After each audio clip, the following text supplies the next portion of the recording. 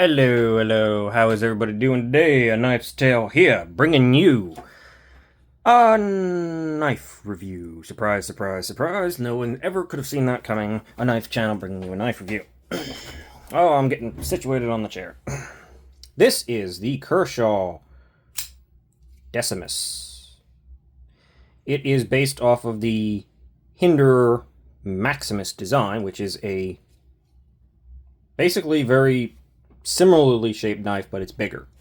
And, built by Hinderer, so it's much, much higher quality. USA made, whole thing. This is just a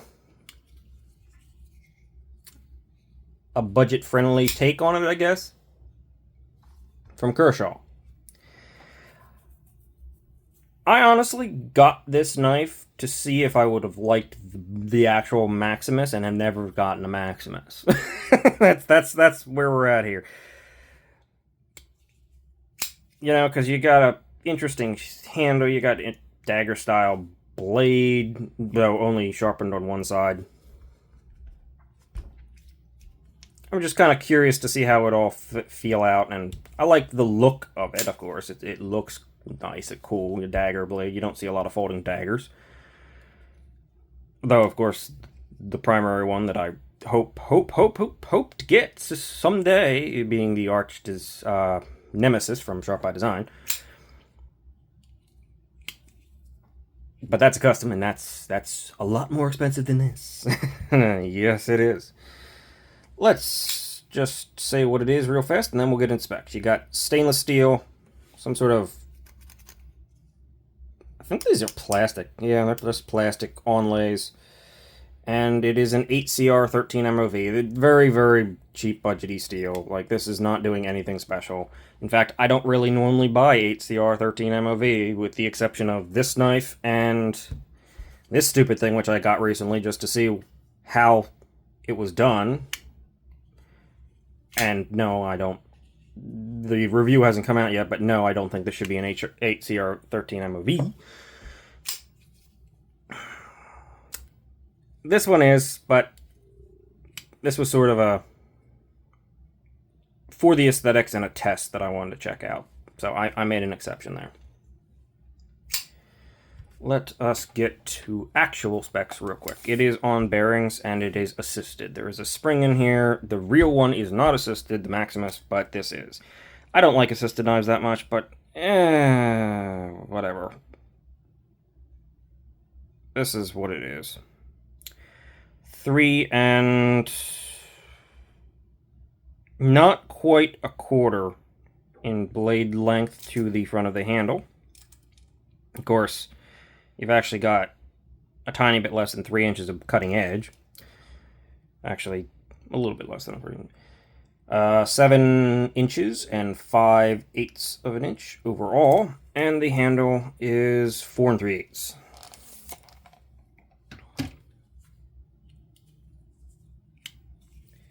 Let us make a quick knife comparison to our standard comparison knives.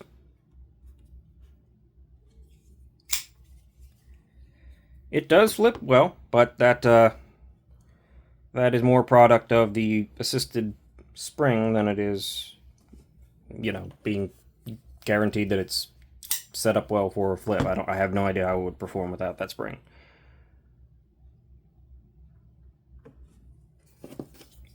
I don't think you can really de-assist this one either, so, yeah. Small knife comparison, Civivi Elementum, full size, Civivi Conspirator, and it falls pretty well in between. It's a little closer to the Conspirator overall, but it falls pretty well in between them. It's not a big knife. It is a little bit seemingly chunky because of this overlay or onlay or whatever. It's not too bad. And it kind of feels like it would be weird if it didn't have a little bit of extra thickness, Like it was the right decision. Let's go back where you are belong. Weight is probably not going to be that great because this is full stainless steel. That never usually equates to... That is not exactly a heavy knife, though. 4.38 ounce, or 39, whatever, ounces. Yet, despite the fact that these are stainless steel liners, and there does not appear to be any sort of real weight reduction in there. What the heck are they doing in there, actually? You know, I don't know what they're doing in there. There is some sort of liner attached.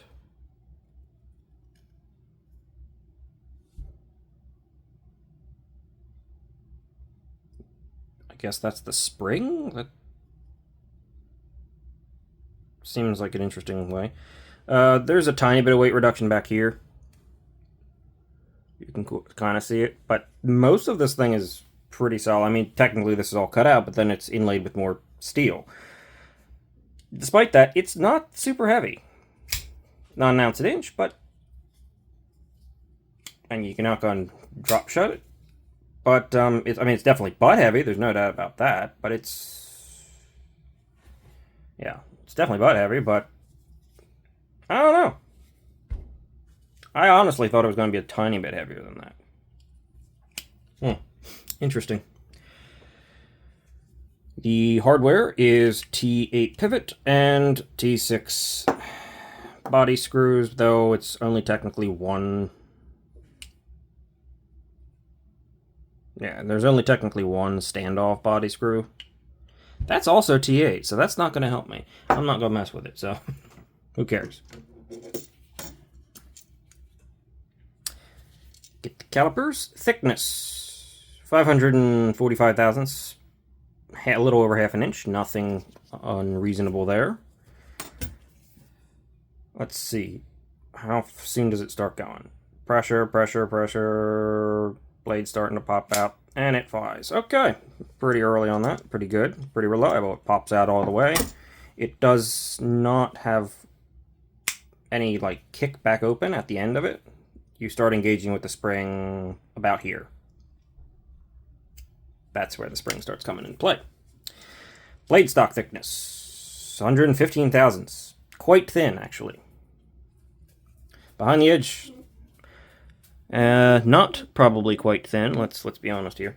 This is not designed to be a super thin behind the edge knife. Holy crap, that's 29 thousandths. Is that accurate? I feel like that might be accurate.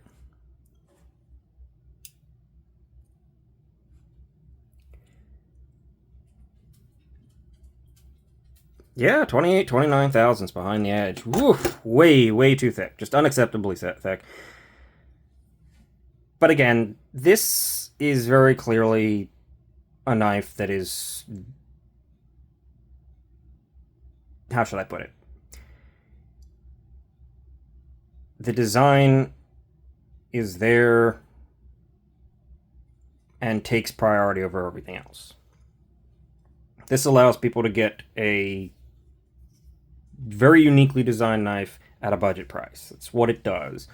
It's got a very low bayonet grind. It's very thick on the edge. Heck, it's not even all that sharp, and I have not used this thing all that much. I mean, pretty much at all. Like, I've cut a few things with it, but this thing's basically unused. I've just had it for a while, and I think I can give you a general review of what it's doing without saying that I have tested the steel, which is not going to perform that well. It's HCR. It's stainless, but it's not the most stainless of stainless steels even. It's not super impressive toughness, and it's not super... And it's pretty crappy, relatively so, edge retention. I mean, this is sort of like one of the bottom of the barrel named stainless. It's made in China. Why we need all of this number Kai patented thing on there? We don't. Kershaw likes that. Don't know why.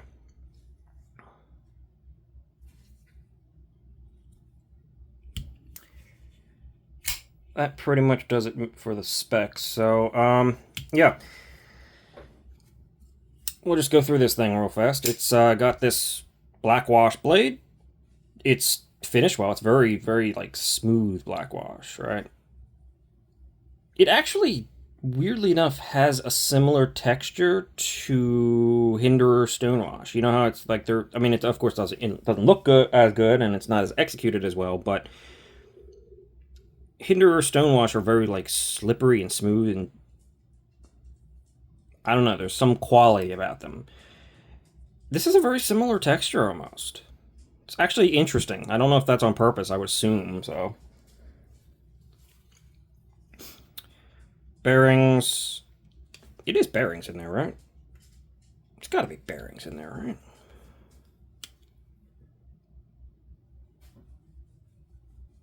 That might actually be washers. Which explains why it's... Yeah, I think this thing's on washers. So it's thrown out against washers. That's not bad, actually. Not great. Not bad. Lock bar is heavily engaged. It's been that way the entire time I've had it. Not a lot of access, but again, we're about the design here, not about the utility. You got some jimping, and normally while I don't like jimping, with a lock bar this tight, it serves a function. It works. It's a heavy lock bar, but it's kind of just a thick piece of steel. In hand, I mean, it's comfortable. The pocket clip, you feel it a ton. But it's not doing anything bad. Like, it's at no point is it uncomfortable.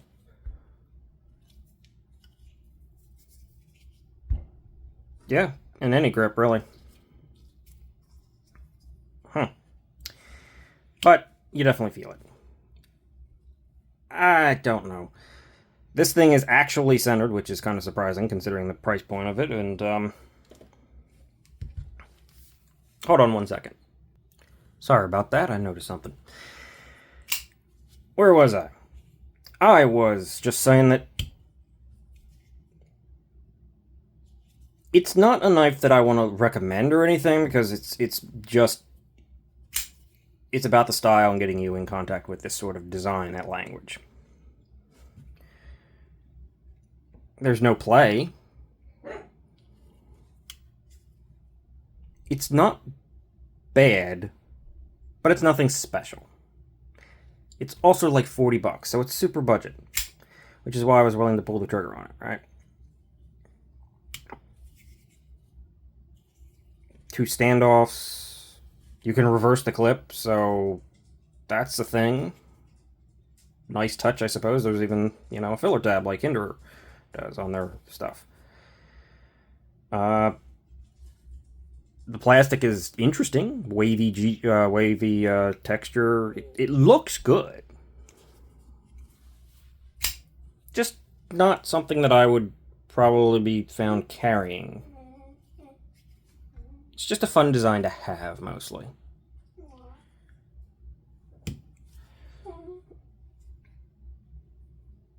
Yeah.